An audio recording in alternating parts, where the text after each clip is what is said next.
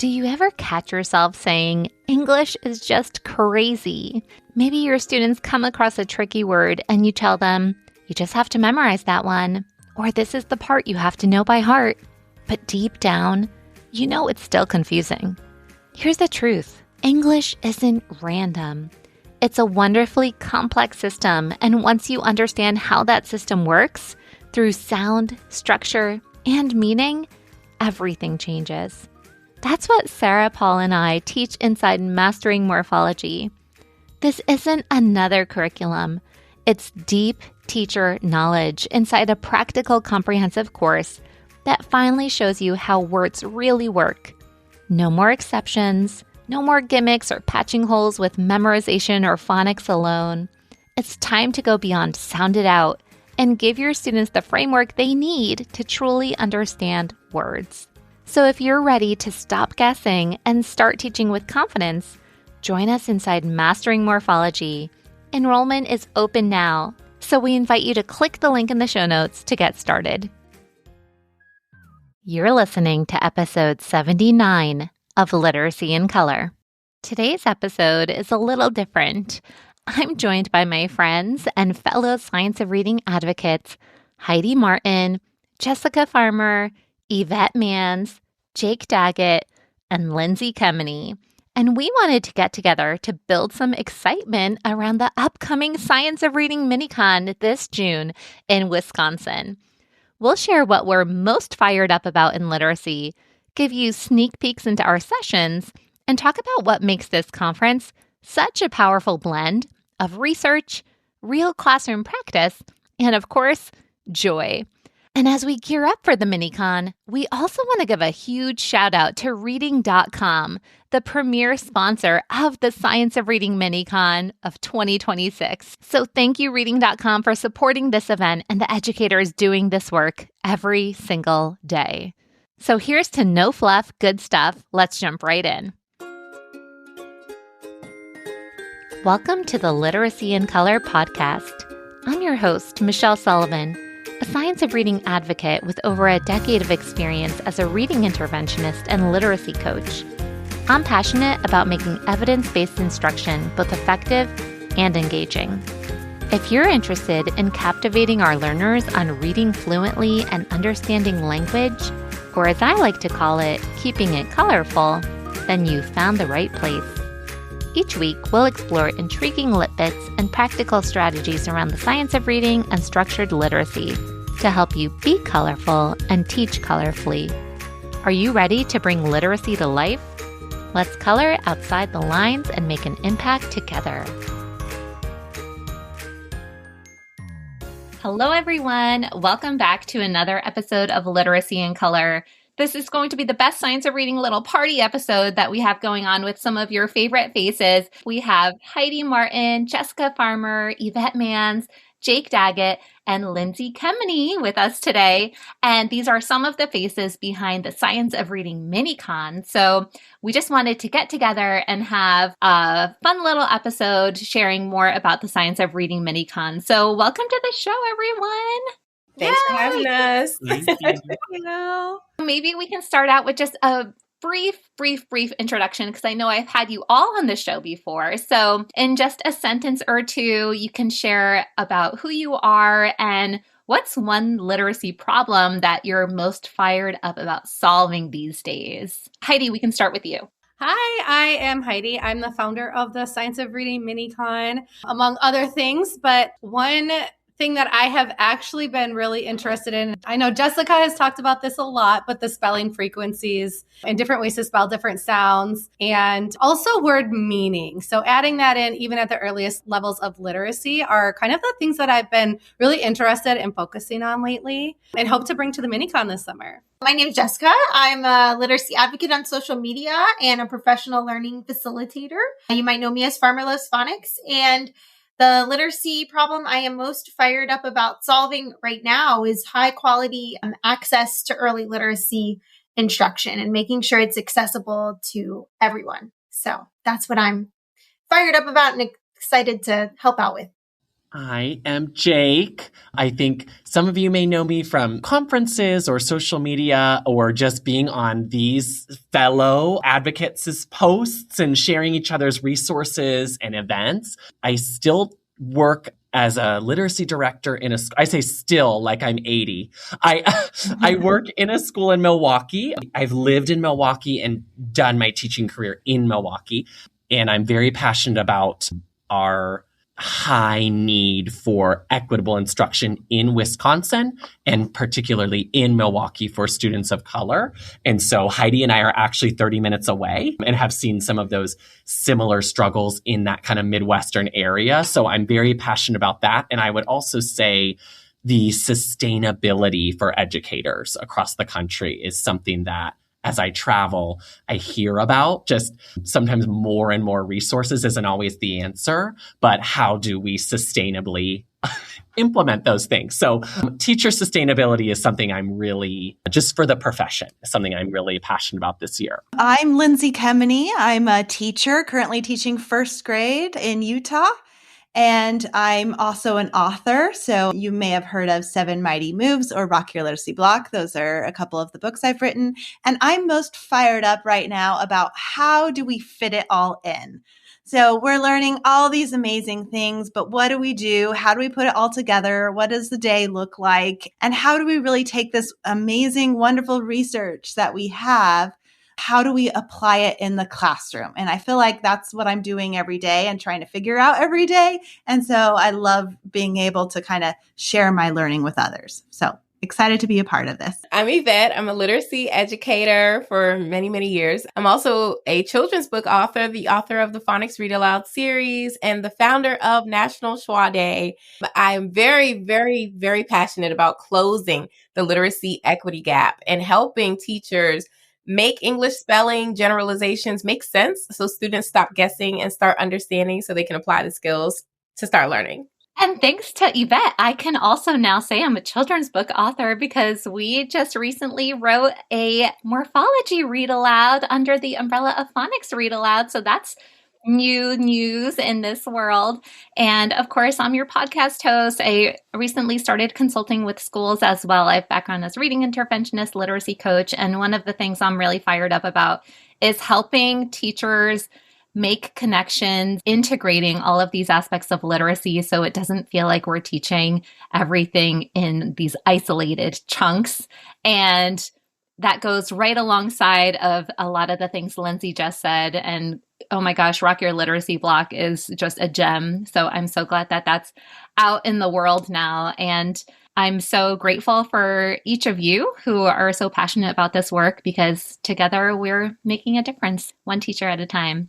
And we can start our conversation to give a little sneak peek of what's to come for June in the Science of Reading MiniCon in Racine. Last time I was saying Racine, and I learned I was incorrect with my pronunciation, Wisconsin. So maybe we can give a little teaser about what you're going to present on and what your session's about, just super quick. Okay, so first of all, can I change my answer for the other one? You guys went vague, and I was like super niche down to what I'm actually like working on and focusing on. But I mean, like all of you guys already know that I'm passionate about literacy and justice for all. So my session is going to be on stress-free sight words. If you have been around my social media for a while or my website, you know I'm super passionate about teaching words aligned to brain science and aligned to the science of reading and the evidence that we have. And so I'm going to be giving teachers practical ways to do that, easy games, easy things that they can do in their classroom, and also tying in that meaning part that I think is so often forgotten, something that I used to forget when I was teaching my first graders these basic words as well, but it's so important. And so really talking all about that easier way, making it stress-free, making it simple, and aligned to that evidence. My session is titled Science of Learning 101. I feel like science of learning is like the next big movement in education that's kind of happening. And so I want to introduce everybody to that. And what's great is it can be applied across subjects, not just literacy. It's really about how the brain learns best in general.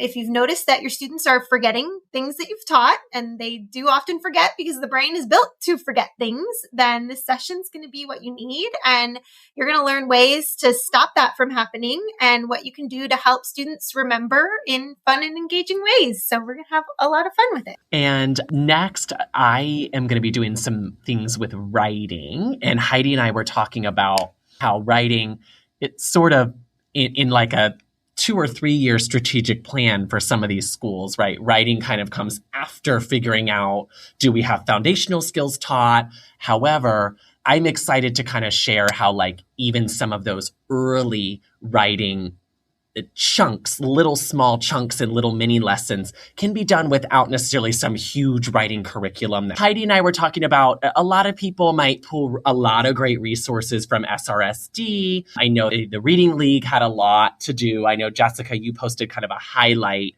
of your visit to the Reading League last fall and some of the things that teachers are trying to implement, even if they don't have daily writing lessons. What are some things you can do? The Writing Revolution, we've all done a book study on.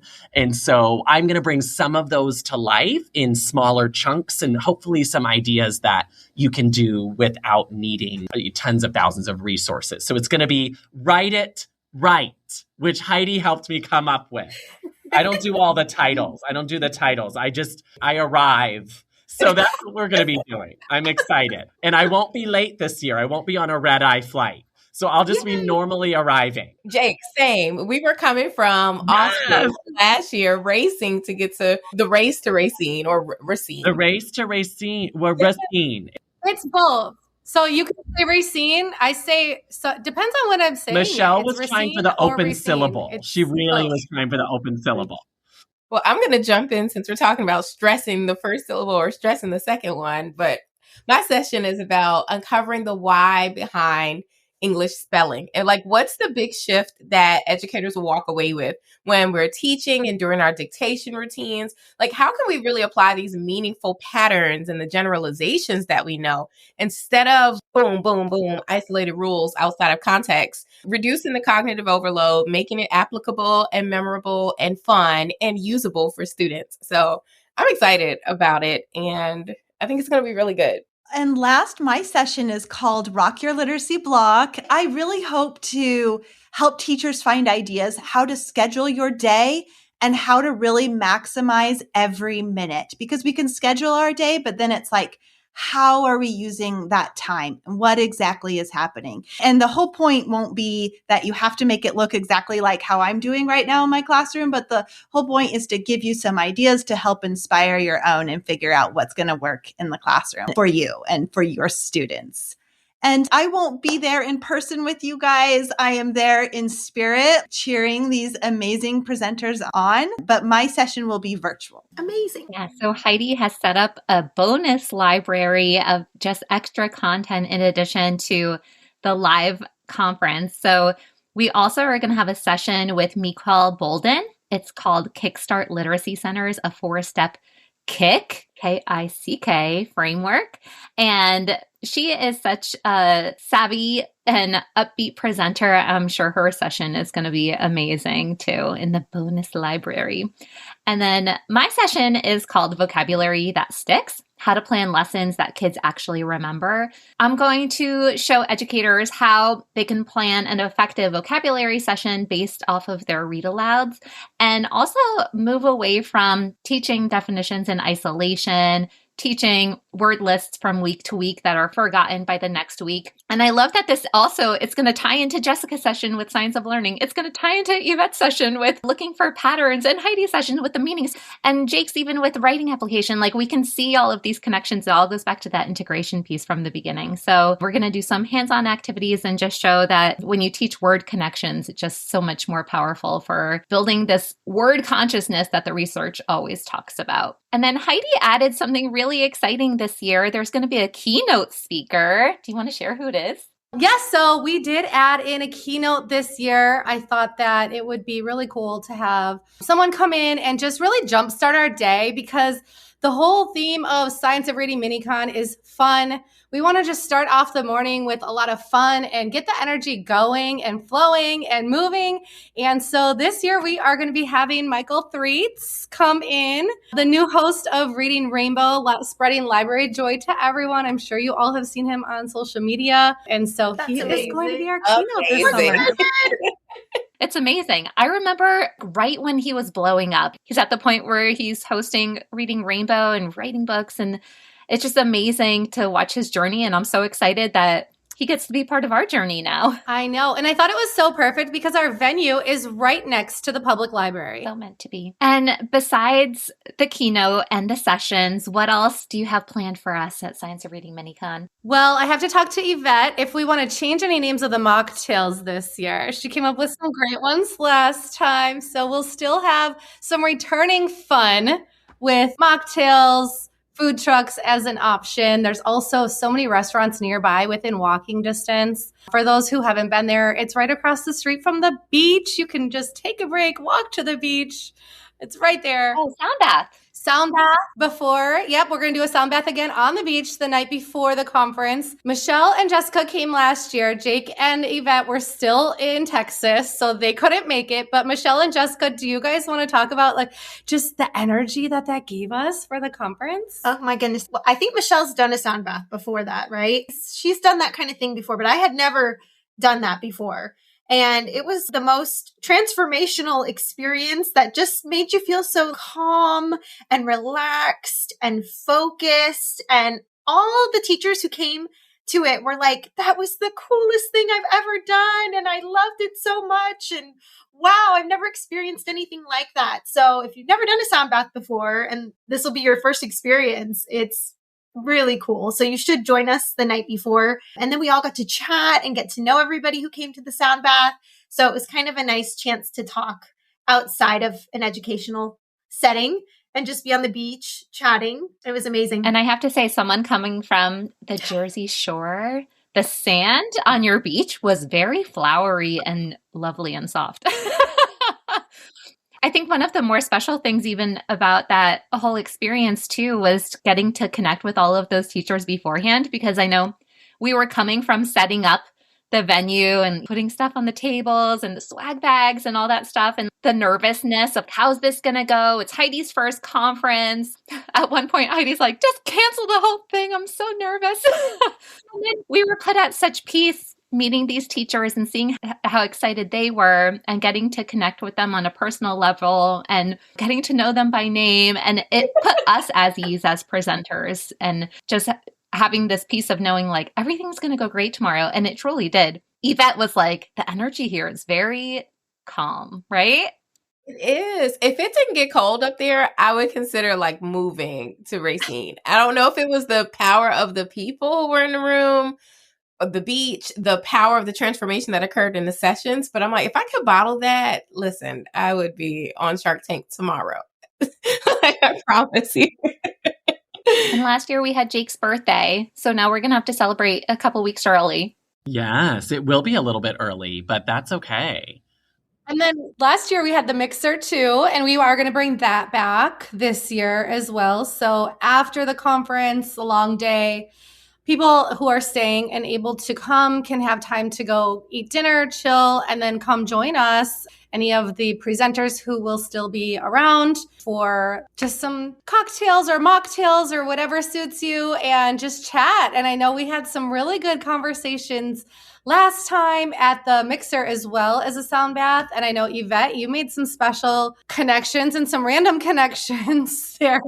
Last year at the mixer, I was a little tardy, fashionably late, I guess, overdue nap. But I met a woman who, while we were in Racine, who we went to middle school together in New York and have never met each other. And there were so many parallels to our path. It was crazy.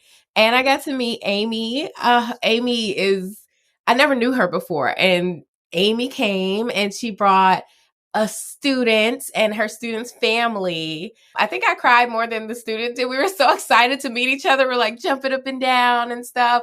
and Emily. I like so many names. If y'all are listening to this, you get shout outs, but I don't want to forget anyone. But it was really great to fellowship with all of us in this space. Like we all do literacy work and we are all collectively working toward the mission of making literacy accessible and attainable for all children.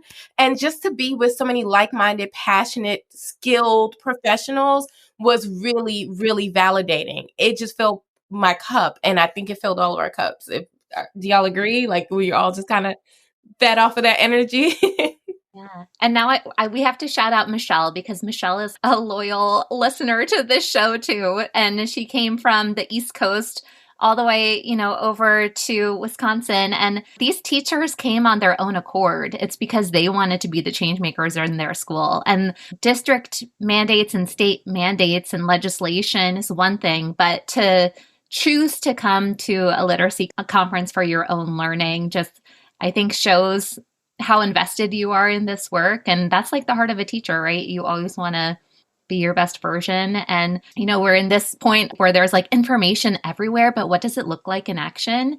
And I think that's one of the nice things about this conference is it really dives into the implementation piece and like what this can actually look like with real kids in a practical way, in an engaging way. And I think all of you bring the fun. And I think that's what's really exciting as well. And that is the whole goal of the Science of Reading Minicon, why I even wanted to create this conference in the first place, even though my husband told me, no, we're not doing it. Because as somebody who's been to a lot of different conferences, as a presenter, as an attendee, as a vendor, I just noticed that something was missing, and it was really that bridge to practice. It's so great for us to always learn from the researchers, and it's great for us to talk to, other teachers, but how do we bridge that, And so that was really the premise of this whole entire conference. All of you, I have to say thank you so much for just being who you are and doing the work to get literacy and justice for all of our kids and really bridge that gap, because that's really what all of us are doing. And I think we all have that same goal, is to, like you said, Michelle, make it accessible. And that's really the whole goal of the Science of Reading Conference, is let's have fun while we're giving teachers those tools to implement everything that they're learning, everything that they're hearing, because it can be so overwhelming. And we want to make it as simple as possible. Yeah. And I'm so grateful that we're in the presence of some authors here. Like Lindsay has those wonderful Science of Reading and Practice books. We're also going to have Amy Burkholder, who wrote Literacy Unlocked. She's going to be doing an author signing, and that's going to be exciting too. Speaking of people in bridging to practice, I have to go to dismissal to deal with the buses and help a teacher because it's all hands on deck. So I just want to say to anyone listening that I hope that we will see you in June. You'll see awesome virtual and in-person sessions. And I know I have to leave, but Michelle and Heidi, don't forget to talk about the resource bag. I mean, I was shocked at what they were able to go home with, especially from Hand to Mind. We love a good exhibit hall. Who doesn't love to walk around and get little things? So I know I have to go, but I just wanted to say I hope that we'll see everybody there. And thank you all for having me for just a little bit today. And we just want to know, Jake, what's your literacy theme song? Is it Mariah? Well, Mariah actually has a very extensive vocabulary in her songs in the 90s. That was before we had things like work, work, work, work, work being repeated over the whole refrain. Not that I don't love, but Mariah, I mean, think about like, I'm part of you indefinitely. I mean, indefinitely, we can do a root, a prefix, a suffix. Honestly, all you need is Mariah Carey to learn to read, truly. Like none of us actually are needed. Think about, I mean, even my all even has incessantly. I mean, there's a double S, there's a suffix. So she is who I study actually nightly to learn to read. Love it. You're going to have to read karaoke. And on that note, let me get my coat on. Maybe we have to have some Science of Reading Minicon karaoke. Don't make me get that karaoke truck that I saw online, because that looks so fun. Well, Heidi actually attended my holiday party. So Heidi actually has seen me perform a Mariah Carey song. So maybe we'll have to have an intermission after like Jessica's session or something. Yes. I know, it'll pump everyone up for the long afternoon. Yes. Really? But all right, everyone. Good to see you. Okay. Sing along. That is so funny.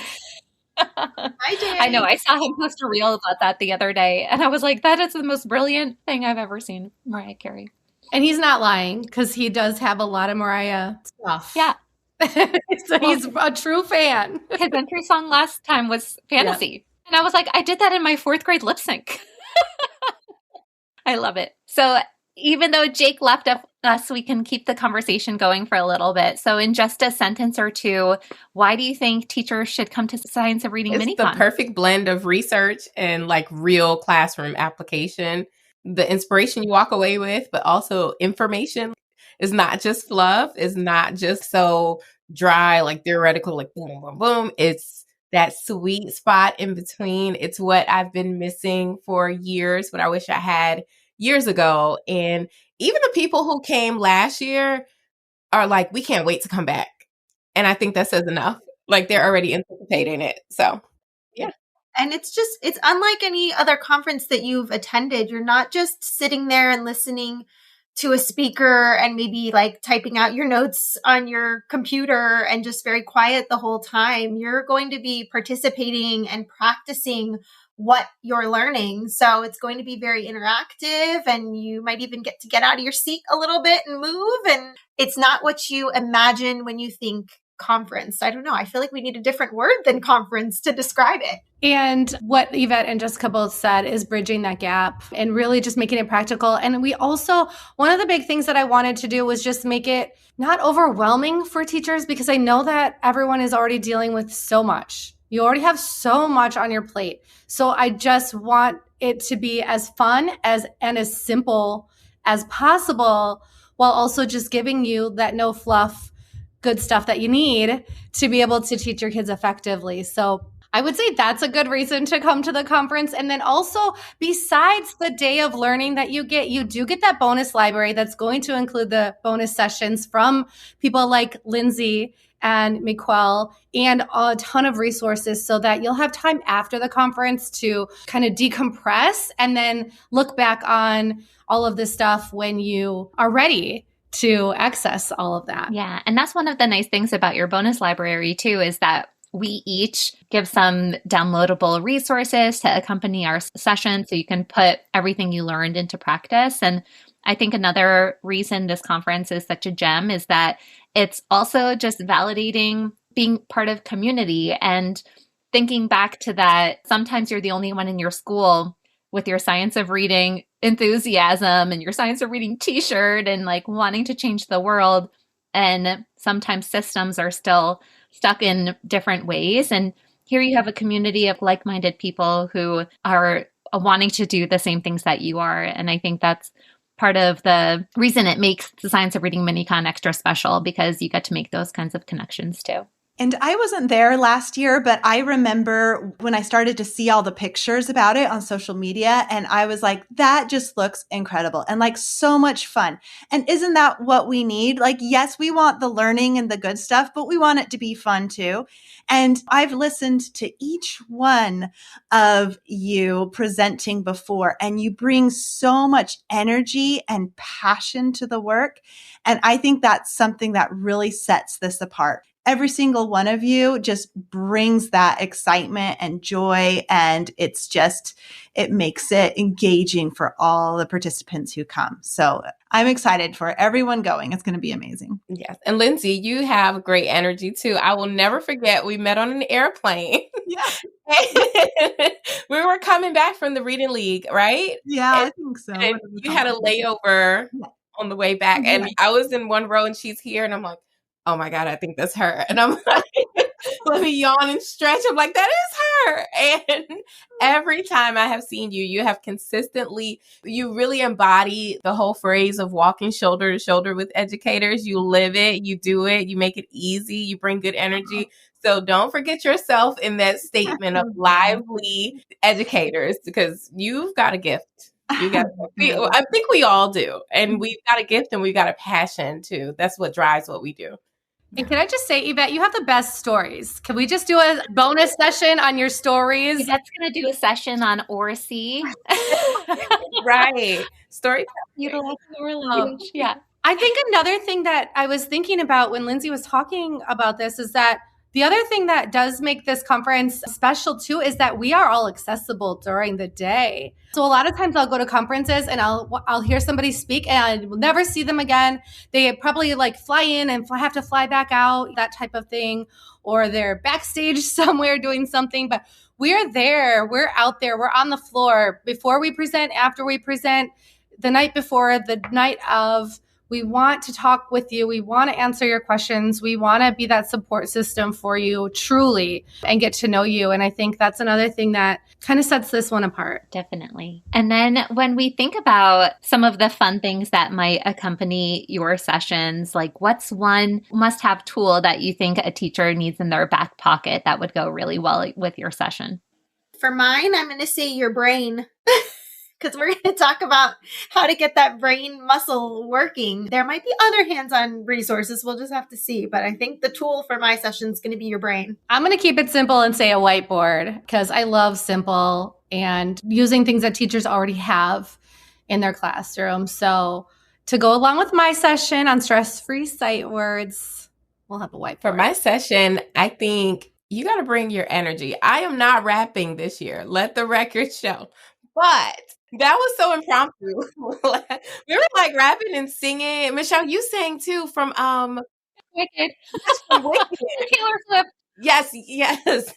But bring the energy because we're going to have some really good chants and not raps, but chants that you can use in your classroom with your students. So I want to hear like the voices sing from the top and just like the whole building to shake. So bring the energy. I think I'm after lunch. So get some coffee, we'll get pumped up.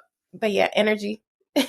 And I will say to bring like bring your own schedule. Like how are you scheduling your literacy block right now? Think about the times and everything. And also just be thinking about the routines you do throughout the day and your transitions between steps. So just start thinking about that will be helpful as we dive into how we can streamline some of the things we do. And then for people who don't have Rock Your Literacy block, are there going to be maybe copies on site, Heidi? Oh, that would be fun. Maybe Lindsay can send some stickers with her autograph and they could get a sticker. It'd be so fun. Maybe I can do a giveaway. I'll do a giveaway or something.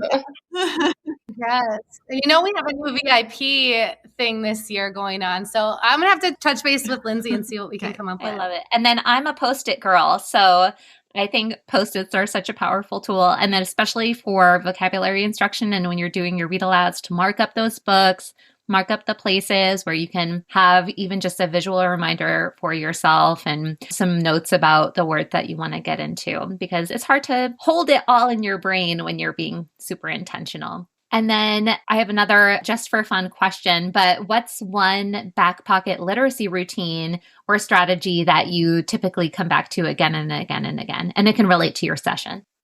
Well, you already know what I'm going to say. Do you guys all know what I'm going to say if my session is stress-free sight words? Or am I putting you on the spot? Word mapping. Oh, okay. Yeah. I was like really thinking. You talk about it all the time, girl. I think for me, the explicit instruction model. So I live in Atlanta. So we call it like I do, we do, y'all do, you do. So we just do like the direct instruction, then the scaffolded practice, and then opportunities for partnership and collaboration, and then individual or independent practice. So I'm going to bring that framework in there, like that risk-free practice time to learn and grasp a skill. That's my backpack. I always do that. Like even at home with my 3-year-old. It's fun. It's meaningful. It works. All do. Yeah. I like that. Right? I know that y'all do is a new one, but I've been hearing it more lately.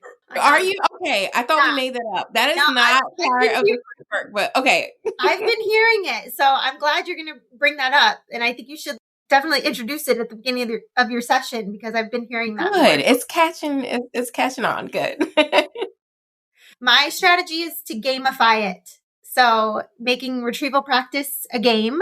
Anytime you can turn practice into a game, your engagement goes way up. So that's my strategy. And we're going to learn some games and things. Okay. And my favorite literacy routine in my classroom is just our dictation routine. This is something we don't miss. Like we never miss. We are always working on dictation. That is going to help our spelling, of course, because they're spelling the words. That helps our decoding. I can reinforce handwriting, which is going to greatly affect their writing output, right? Because we want it to be fluent. And so I love that. I'm walking around constantly during a dictation and I'm monitoring students and watching and seeing who needs more, who's got it, who needs to be challenged, who do I need to meet with more in small group. So I can glean so much information from that. And even if my program doesn't include it, I do it from day one. We start it the first day of school. So I love it. Yeah. And I love how you share on Instagram too, sometimes those samples of like the day 1 and then the day 20 and the day 50. And you see it's amazing progress when you're so intentional about it. And one of the things that I like to come back to again and again and again is teaching kids how to speak in complete sentences. And oftentimes it's like a call and response or just like a word in isolation, but like we need to tap into language too and give them opportunities to speak. And so structured talk, I think, is really important, especially when we're thinking about vocabulary growth. All right. So finish this sentence: structured literacy, but make it blank. Fun. Memorable. Accessible. Doable. Joyful. Love it. Then what would your literacy theme song be? My literacy theme song is the new alphabet song. That's not what I'm going to walk into, though. But I'm saying that's my theme song. Because everybody has it out for the alphabet, and letter names right now is the big thing I see people saying, you don't need to teach letter names. You do. You need to teach the letter names. And so I'm going to keep sharing that you need to teach your kid the alphabet song. I'm so tired of people saying you don't need to teach your kid the alphabet song. Yes, you do. Teach them the alphabet song. That is something parents can easily do at home. Why would we tell them not to do it? It's so accessible. Not every parent feels comfortable teaching the letter sounds or knows the proper letter sounds. And so that's, as the teacher, you can teach them the letter sounds. Let parents teach them the letter names. It is great. It is accessible. It's what's on TV. It's what's on toys. It's what's in games. Letter names are just fine. It's what's in the research. Yeah, I got a little preachy there, but yeah, that's my theme song for forever. The new alphabet song. Okay, my theme song, you guys can probably guess, We Will Rock You. That's a good one. By Queen. And because I hope for my session, everyone feels like I'm ready to rock, afterwards. That's a good You one. have to do that when you present now and do the. Yeah.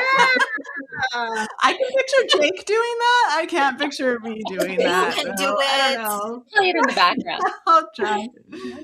My song is 24 Karat Magic by Bruno Mars. Michelle knows this. I was like sweating and trying to get Bruno Mars tickets last week when he comes to Atlanta. And I just think we all have a magic, our technique that we bring to teaching. I just always think of 24 Karat Magic. Not like we're random pulling a rabbit out of a hat. Like we're not just randomly doing things, but we're intentional. We have to modify, make it interesting for our audience too. So, and that song is just kind of like gets me going. And yeah, we all sprinkle a little magic and a little love, a little literacy love on our students and on our work. So 24 Karat Magic, big Bruno Mars fan. That's my song. Love it. Love it. I'm just going to piggyback off of Jake. Okay, so he was talking about work.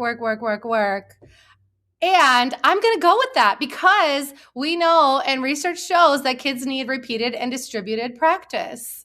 So in that song, they always go back to it and they're giving that repetition and that distributed practice that our kids need. You made it meaningful. I love that. How about you, Michelle? What's your song?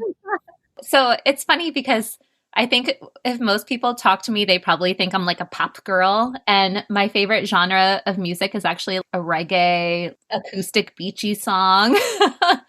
And I'm going to pick Bob Marley's Three Little Birds because I feel like teachers worry too much about student outcomes. And when we're doing the right things, I just want to send the message like, don't worry about a thing. Everything's going to be all right. And we're going to get through this all together and do the best that we can to change these statistics. So that's my song. Love it.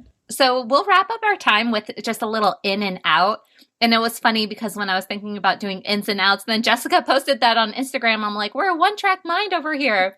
And I always love those podcast episodes, Lindsay, that you do on your podcast with what's in and what's out. So that's where I got it from. So shout out to Literacy Talks. Literacy Talks, yeah.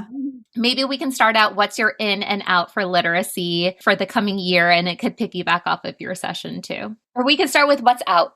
What's out? Okay, I think what's out is the science of reading is phonics mentality. I shared this on our podcast episode too, but I mean, it never was just about phonics, but that is kind of the message that came across. But I think now more and more people are understanding that there is so much more to the science of reading than phonics.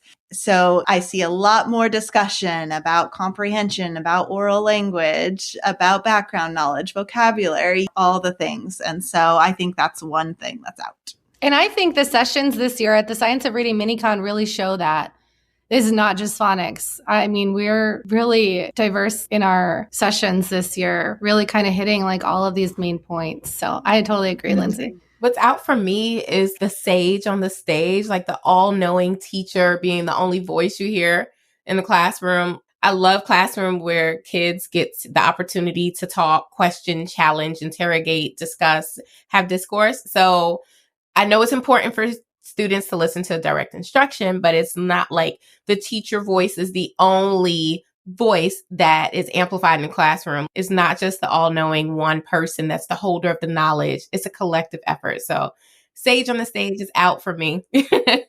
And that's that Archerism. Just because you taught it doesn't mean they got it. Yep.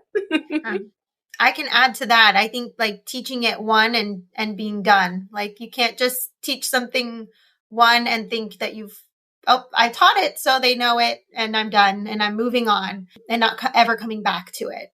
And I know teachers have so much on their plate to cover, and it seems like that pacing guide never slows down. But if you don't come back to it, they will forget it. So you have to intentionally think about that. Repeated practice, distributed over time. One and done, out. Yeah, I was debating if I should be predictable or possibly controversial. I guess my predictable answer would have been memorizing words, but also I think a big out that we need to talk about more is teaching a program with fidelity. And a lot of people will ask about this and question this, but I just don't think that there's a perfect program out there. And I think that your program should be a resource for sure. But I don't think it should be the only resource. And I think that we really have to trust our teachers, train our teachers, trust our teachers, invest in our teachers, and then give them the program and let them do what they know is best for our students. Yeah. One of the quotes from Julia Lindsay's new book on small groups, she goes, less fidelity to the program, more fidelity to student data, student outcomes. So I think we need to let that be our driving force. And yes, the curriculum matters. Yes, it's important for teams to be on the same page and not just everyone going rogue behind closed doors. But we have to be smart about the decisions that we make in the classroom, that we're not just following a script word for word, but that we're being responsive to the kids in front of us. So I love that. And my out was going to be your predictable one too, about memorizing words. And that goes for reading and understanding, because so many times we just have students remember for the week, and ties back to the science of learning again, that we want to help kids internalize information more rather than just know it for a short period of time. So I love our connections. And then what's in for this coming year? Giving students the language to explain their thinking and learning. I think writing is in. And I think I've been invited lots of different places. And I feel like the number one topic right now that when I'm going and doing presentations is on writing instruction. And I just think that's really exciting because I feel like teachers are just ready for that. I mean, it's really hard to feel like you have to overhaul everything at first. And so, yes, like a lot of us kind of fixed up what we were doing with phonics first. And that kind of made sense because that's where we were bleeding heavily, right? But I feel like teachers like, okay, I've got a handle on this. I've got a handle on this. Now I'm ready to improve my writing instruction. That's a good one. My in is going to be reading whole books. I think especially in like the middle school and high school grades where they're doing a lot of reading excerpts of text to prepare for a test. But I don't know what I read. I read there was some study that said there were college kids now who had not read like a whole book, not a single whole book in their entire educational career. Once they got to like third grade, they were just reading little short passages to prepare for testing. And so these kids have not finished any whole book. So I think whole books need to make their way back in, and we need to be doing more reading of whole novels from start to finish, even if it's done as a whole class, because I know reading on your own may not always happen, but I think that needs to be a priority. And I will say teaching meaning with phonics, because like Lindsay was talking about earlier, there was such a view on phonics that it's just, just spelling and decoding. But if we look at the reading brain, we know that kids need that meaning too. And it did actually just hit me because I was like, I used to teach like CVC words, but I teach my kids always what the meaning of those words were, like bat. Or am I talking about like swinging a bat? Am I talking about the bat that's in a cave? Like there's a lot of different meanings for even those early words, or cub or hut. Do they know what those words mean? So even starting at the earliest level, talking about that word meaning and then continuing that as they learn and grow. But meaning is important too. Yeah, definitely. And that piggybacks into my N is using morphology as a word learning strategy. So I'm big on my morphology soapbox. I have my thing going on with Sarah Paul and our courses and curriculum and all that good stuff. But just seeing the power in seeing words in families, I think is so important, and making the connections across words that share a common base, I think is so powerful too. So we're excited to share all of this information with you at the Science of Reading MiniCon this coming June, and you won't want to miss it. Whether you're a plane ride away, a train ride away, we hope to see you there, and we're going to be just excited to meet you as you are to tune into our sessions live and the recorded ones in the bonus library. So Heidi, maybe you want to share one more time where listeners can find out some more information about the Science of Reading MiniCon? Yeah. If you go to scienceofreadingminicon.com, all of the information is there. So you can grab your tickets. Tickets are open. We also accept purchase orders. So I always tell teachers to check with their school for funding. My school had funding for PD that I didn't know about till I asked. So be sure to ask about that as well. But scienceofreadingminicon.com will give you all of the information that you need. And if you went last year, we hope you are going to come back again. Yeah, I hope so too. And we hope whoever's listening to this comes. We cannot wait to meet and fellowship with so many people, because we glean information from attendees also. Like everyone has such individualized experiences, and we can learn and grow together and keep what you may be dealing with, which you may be facing or noticing, in the forefront of our minds as we do this work and we continue to learn together. It's just such a reciprocal relationship. It goes beyond the reciprocal energy, but we learn and we gain from people and listeners like you being there. So we hope you join us too. That's a beautiful note to end on. Yvette will always close us out with those kinds of sentiments. We can always count on her. I don't know. It reminds me of PBS. Thanks to listeners like you. Words of wisdom. Our literacy ecosystem. There you go. Symbiotic relationships.